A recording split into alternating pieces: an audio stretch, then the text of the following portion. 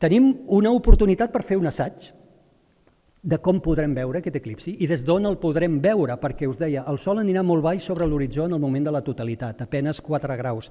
Això és molt poquet, molt baix, de manera que no val qualsevol indret per poder gaudir d'aquest eclipsi. Per exemple, des del mig de la Rambla o al balcó del Mediterrani no podré veure l'eclipsi perquè tindré edificis que m'ho taparan. Ha d'haver-hi un cel, un horitzó a ponent net. I tenim la gran oportunitat de fer l'assaig el dia 29, el pròxim dia 29, perquè a la ciutat de Tarragona he calculat que el dia 29 d'abril tindrem el Sol exactament, si fa o no fa, exactament a la mateixa posició que ocuparà el 12 d'agost. És un moment ideal, per tant, per sortir i veure des d'on podem veure aquest eclipsi.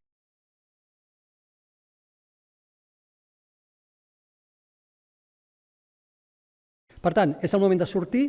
A on sortir? Balcons, terrasses, des del menjador de casa. Sí, tothom, perquè pensem que la mobilitat serà un dia que quedarà impactada, rebrem moltíssims visitants. Per tant, la meva recomanació seria, el meu consell seria tothom que el pugui veure des de casa, que ho vegi des de casa, que convidi els veïns, que convidi els amics i que gaudeixi d'això des de casa. Qui ho vulgui veure de manera col·lectiva, que surti i busqui llocs, que de fet estem també des de l'Ajuntament treballant en llocs, identificant-los, per qui vulgui celebrar col·lectivament aquest esdeveniment.